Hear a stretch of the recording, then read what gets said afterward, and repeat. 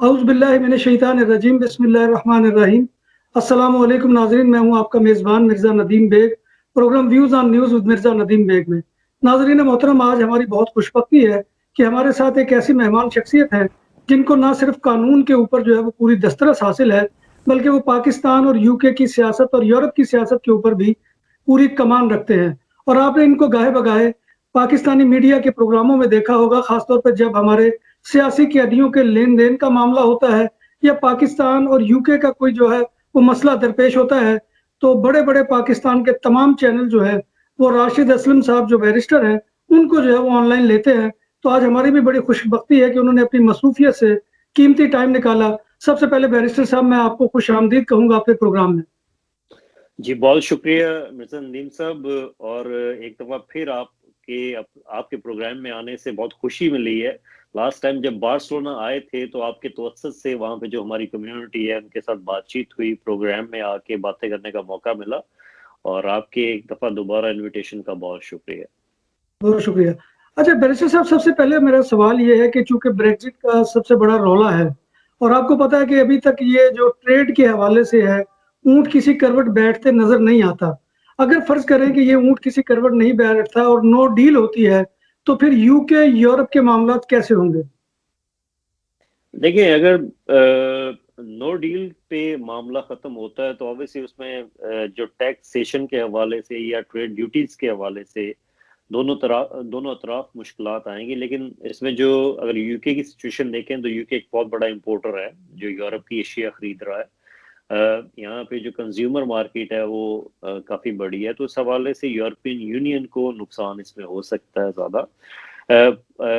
UK की जो government है उस हवाले से अभी बातचीत अभी भी जारी है, डेडलॉक पे ऑलमोस्ट सभी पहुंचे हुए हैं, लेकिन उम्मीद तो है कि किसी ना किसी तरह ये मामला हल हो जाएंगे। बिकॉज इस तरह कभी होता नहीं है कि नेशंस में इस तरह डेडलॉक की सिचुएशन बहुत लंबे अरसे तक बरकरार रहे। बाकी ब्रेक्जिट होने जा रहा है, ब्रेक्जिट के हवाले से जो हमारी कम्युनिटी है उसमें बहुत सारी तशवीश, बहुत सारी चीज़ें पाई जाती हैं, बहुत सारे अभाम पाए जाते हैं। तो उसके हवाले से अगर आपके जो भी सवालात होंगे मैं हाजिर हूँ जवाब। 31st के बाद देखें, 31st से पहले अगर कोई भी स्पेन से या यूरोप से कोई भी शख्स यहाँ पे आके चाहे एक दिन के लिए आ जाए, अपनी एप्लीकेशन कर लेते हैं तो सिक्योर है यहाँ पे।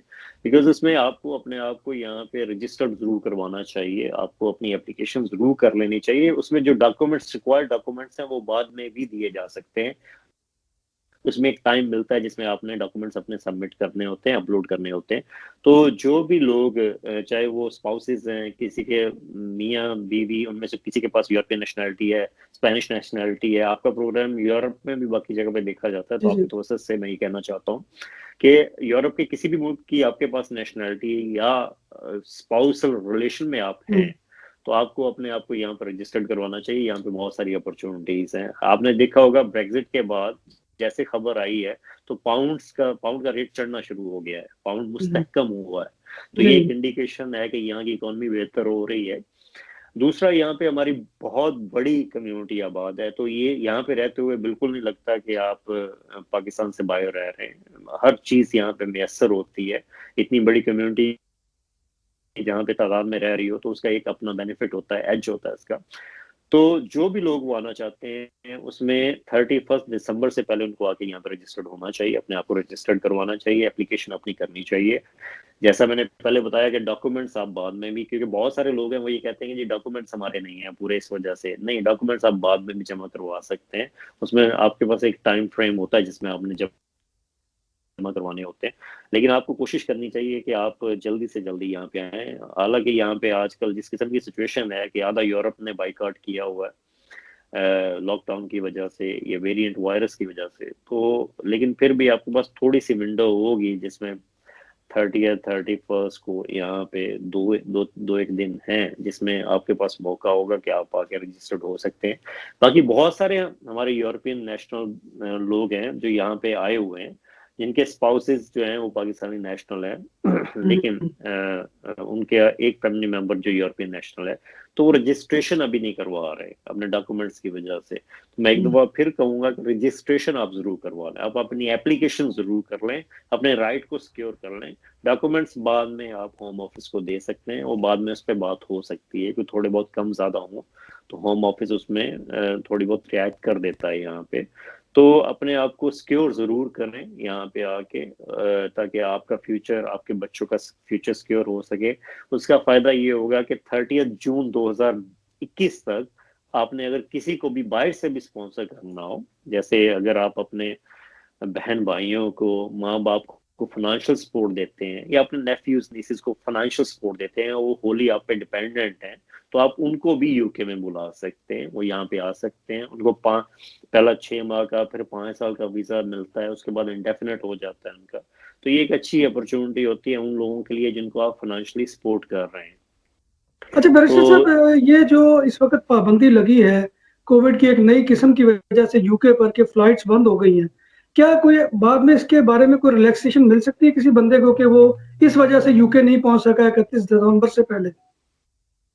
देखिए, उसमें अगर कोई डॉक्यूमेंट्स आपके यहाँ पे हों, जैसे हम्म। कोई प्रूफ ऑफ एड्रेस हो या बाकी चीजें हों, तो हम्म। बाकी आप बिल्कुल होम ऑफिस को ये कह सकते हैं कि ये सिचुएशन है, मेरे पास ये डॉक्यूमेंट्स थे लेकिन मैं पहुंच नहीं सका क्योंकि फ्लाइट्स जो थी वो क्लोज हम्म। थी।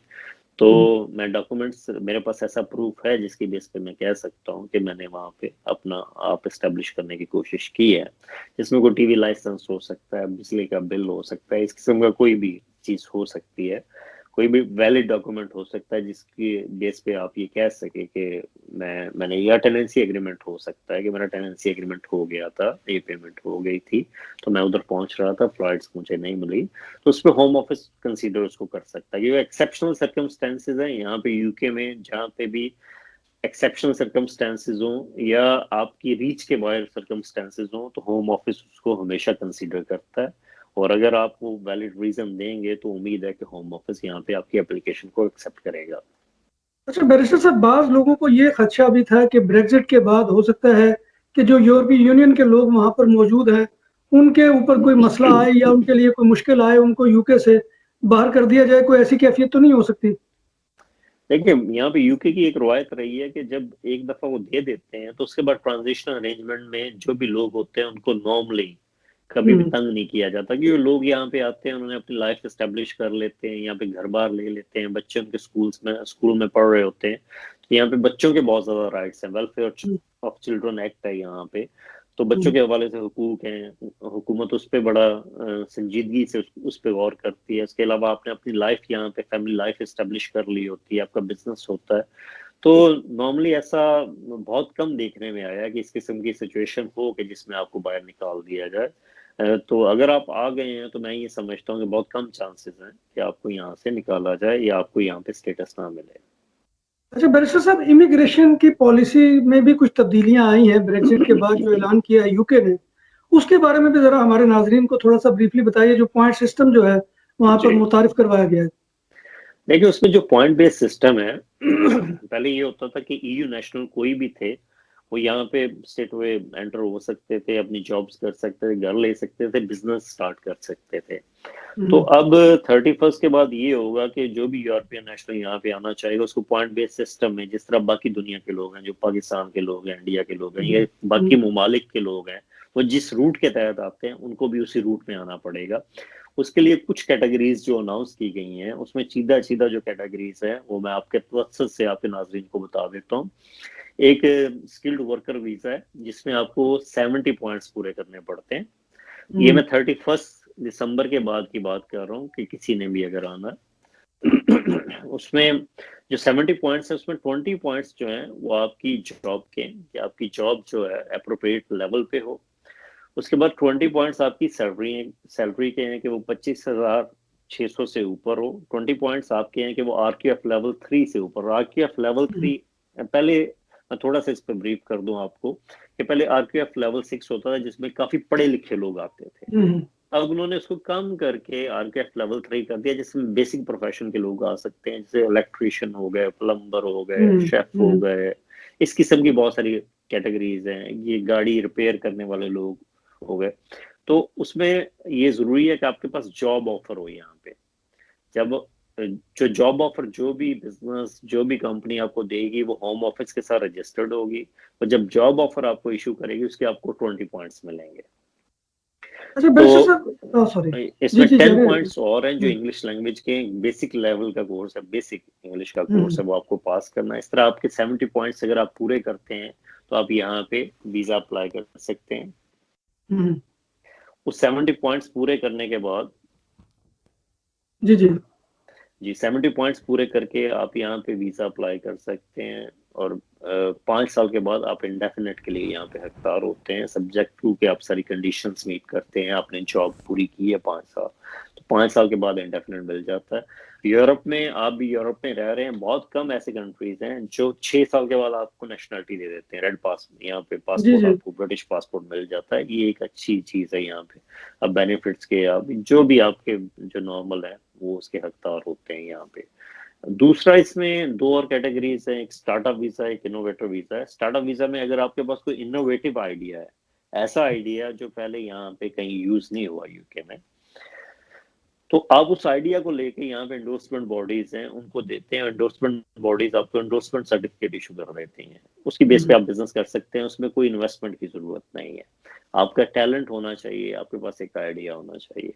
एक और इसी तरह की इनोवेटर वीजा है, इनोवेटिव वीजा है, उसमें आपके पास आइडिया हो लेकिन आपके पास 50,000 पाउंड होना चाहिए जो आपके अकाउंट में हम्म पड़ा हो।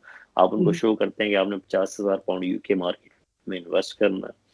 वो 50,000 पाउंड शो करने के बाद एंडोर्समेंट सर्टिफिकेट, फिर वो आपको एंडोर्समेंट बॉडी को अप्लाई करना पड़ेगा। वो एंडोर्समेंट सर्टिफिकेट मिलने के बाद आप यहाँ पे वीजा अप्लाई कर सकते हैं, जो पहला 3 साल का, उसके बाद 2 साल का, और 5 साल के बाद आप परमानेंट रेजिडेंस यहाँ पे अप्लाई कर सकते हैं। अच्छा बैरिस्टर साहब, ये जो ब्रेक्सिट है इसके बाद स्टूडेंट वीजे की पॉलिसी के बारे में क्या है? क्या वो चेंज हो गई है या कोई इसमें तब्दीलियां की गई हैं? किस तरह से मुमकिन होगा कि कोई पाकिस्तान से या इंडिया से या बांग्लादेश से कोई स्टूडेंट आके पढ़ना चाहता है स्टडी वीजे के ऊपर, तो वो उसके लिए क्या है? देखिए, स्टूडेंट वीजा के हवाले से पॉलिसीज काफी नरम की हैं, पहले काफी सख्त होती थी। अब यूनिवर्सिटीज ने यहाँ पे फिर अपने डोर्स ओपन किए हैं स्टूडेंट्स के लिए, हम्म कि बहुत सारे पहले नहीं स्टूडेंट्स इतने आ रहे थे। हम्म उसमें जो सबसे बड़ी अट्रैक्शन यहाँ पे है कि अगर आप यहाँ पे पोस्ट ग्रेजुएट या बैचलर डिग्री करते हैं तो आपको 2 साल का पोस्ट स्टडी वर्क वीजा मिलेगा, जिसमें आप हम्म, काम कर सकते हैं, यहाँ पे अपनी जॉब ढूंढ सकते हैं, आप वर्क परमिट के लिए उसमें अप्लाई कर सकते हैं आगे, अगर कोई आपको एम्प्लॉयर मिल जाता है तो ये एक अच्छी अट्रैक्शन है उसमें। दूसरी बात ये है कि उसमें पहले इंग्लिश लैंग्वेज का कोर्स होता था, बड़ा मुश्किल होता था। अब उन्होंने, कुछ यूनिवर्सिटीज ने ये स्टार्ट किया कि आप फाउंडेशन कोर्स यहाँ पे करें, जो प्रोसीड करेगा आपको नेक्स्ट लेवल, जो डिग्री लेवल है यहाँ पे उसमें। तो ये एक अच्छा ऑप्शन दिया है। तीसरा, उसमें अब यहाँ पे शॉर्ट कोर्सेज कराने शुरू किए हैं यूनिवर्सिटीज ने, इसको स्टैंडर्ड विजिट वीजा में उन्होंने कन्वर्ट किया है। पहले वो रूट होता था शॉर्ट कोर्सेज का, स्टूडेंट वीजा का रूट, तो अब उसमें आप 6 माह के लिए किसी शोर यहाँ पे इंग्लिश लैंग्वेज के कोर्स या किसी भी कोर्स के लिए आ सकते हैं, और 6 माह में आपने कंप्लीट करके वापस जाना होता है। तो ये भी एक ऑप्शन है। लेकिन मैं फिर कहूंगा कि यूनिवर्सिटीज आजकल यहाँ पे स्टूडेंट्स ले रही हैं, तो अगर आप या आपके बच्चे यहाँ पे पढ़ना चाहते हैं तो ये एक अच्छी अपॉर्चुनिटी है कि यहाँ पे यूके की तालीम, आपको पता है पूरी दुनिया में इसको माना जाता है। यहाँ की डिग्रीज जो है, यहाँ के स्टूडेंट्स जो पढ़े लिखे होते हैं वो पूरी दुनिया में जॉब उनको इजी मिल जाती है, क्योंकि यहाँ का म्यार तालीम काफ़ी अच्छा कंसीडर होता है। तो इस हवाले से अगर आप अपने बच्चों को पढ़ाना चाहते हैं या कोई तालिब इल्म खुद पढ़ना चाहता है तो वो ज़रूर आप आके यहाँ पे अपने अप्लाई करें स्टूडेंट वीज़ा। या यूनिवर्सिटीज़ की वेबसाइट्स हैं, कुछ और साइट्स भी हैं, तो उसके हवाले से अगर आप अप्लाई करते हैं तो आपको कैश लेटर यहाँ से चाहिए होता है, सर्टिफिकेट ऑफ एक्सेप्टेंस। अगर वो आपको मिल जाता है तो उसके 30 पॉइंट्स एंड 10 पॉइंट्स आपके मेंटेनेंस के होते हैं, 40 पॉइंट्स आप पूरे करके यहाँ पे वीज़ा ले सकते हैं। और यहाँ की यूनिवर्सिटीज इस वक्त काफ़ी वीज़े दे रही हैं।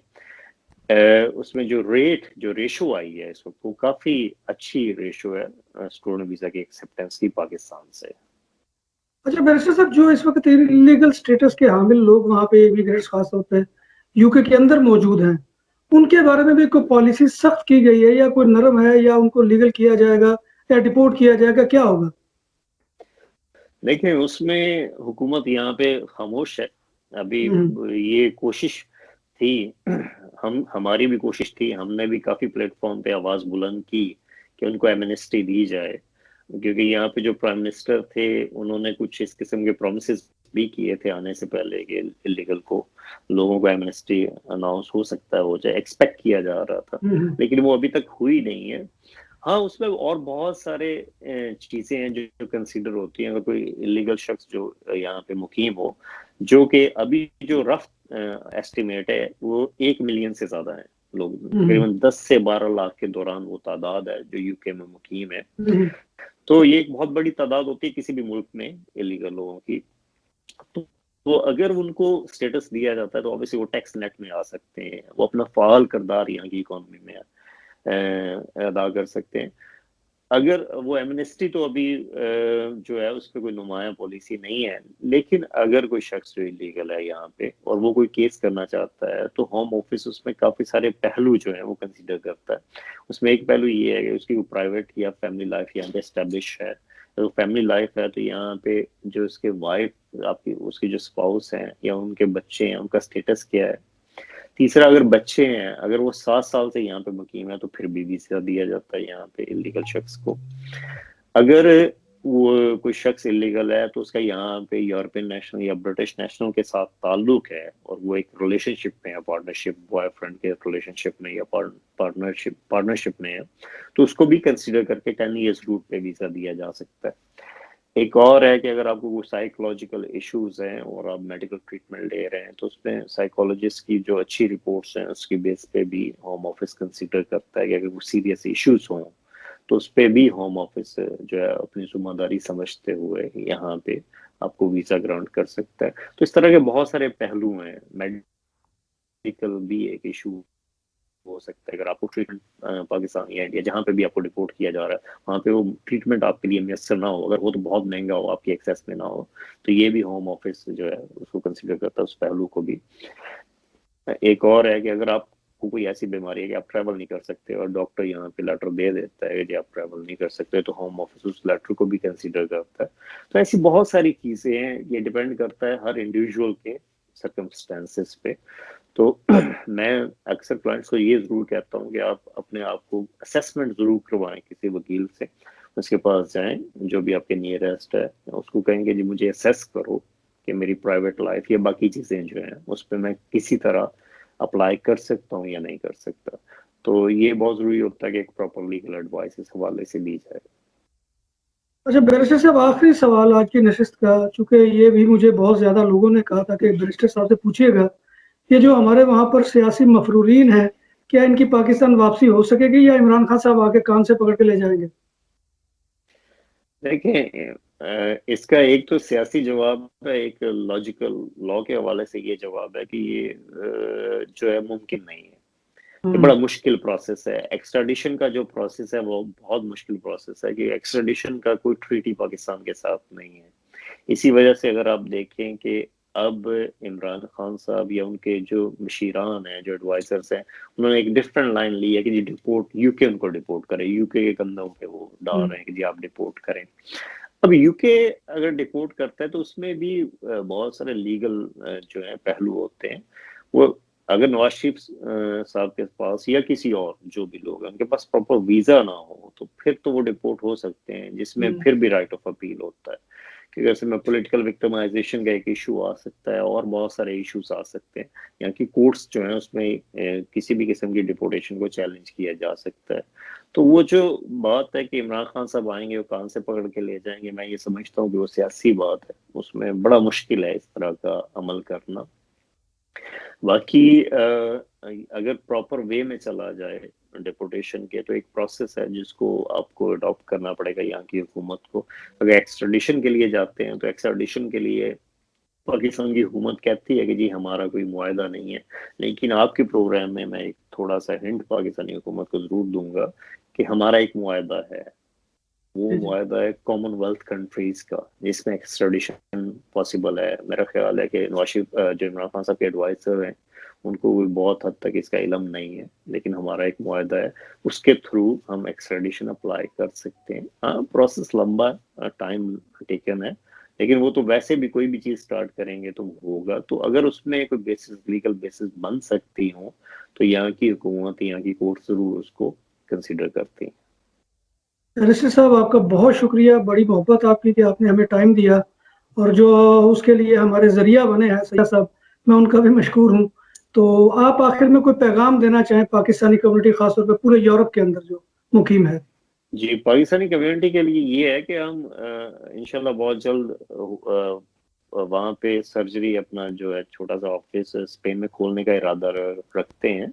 तो हुँ, उसमें अगर कोई इंक्वायरीज होंगी तो वो इंशाल्लाह हम उनको वहाँ पे डील कर सकते हैं। बाकी हुँ, आपके लीगल मसाइल के लिए हम हमेशा से यहाँ पे बैठे हुए हैं लंदन में, लेकिन हम जी। यूरोप में भी हमारी सर्जरीज अब ओपन हो रही हैं, तो हम हुँ, आपकी खिदमत इंशाल्लाह जिस तरह भी हो सकेगा मुनासिब तरीके से करने को तैयार रहेंगे। नाज़रीन मोहतरम, यहाँ पर जो बैरिस्टर साहब का इदारा है एडम बर्नेट सोलिसिटर, उसका एड्रेस भी आपके सामने स्क्रीन पे आ रहा है। और ये मैंने इसलिए दिया है कि ताकि अगर कोई मसला मसाइल हो जो ख़ासतौर पे हमारे यूके के अंदर मौजूद लोग हैं, तो उनके लिए भी ख़ास तौर पे ये है कि वो जाकर बैरिस्टर साहब से बिलमुशाफ़ा भी मुलाकात कर सकते हैं, चूँकि अब हालात ऐसे हैं कि अपॉइंटमेंट लेनी पड़ती है, तो अपॉइंटमेंट लेकर वो जाएँ और इनसे जाकर मालूम करें। सैयद ज़ुल्करनैन शाह साहब ने ख़ास तौर पे ताउन किया था इसके लिए। सर आपकी बड़ी मेहरबानी, बहुत मोहब्बत आपकी, और इंशाल्लाह आपसे फिर मुलाकात रहेगी। बैरिस्टर साहब आपकी बड़ी मोहब्बत, सर आपका बहुत शुक्रिया। थैंक यू, इंशाल्लाह फिर आपसे मुलाकात होगी। बहुत शुक्रिया। नाज़रीन अल्लाह हाफ़िज़। अल्लाह हाफिज़।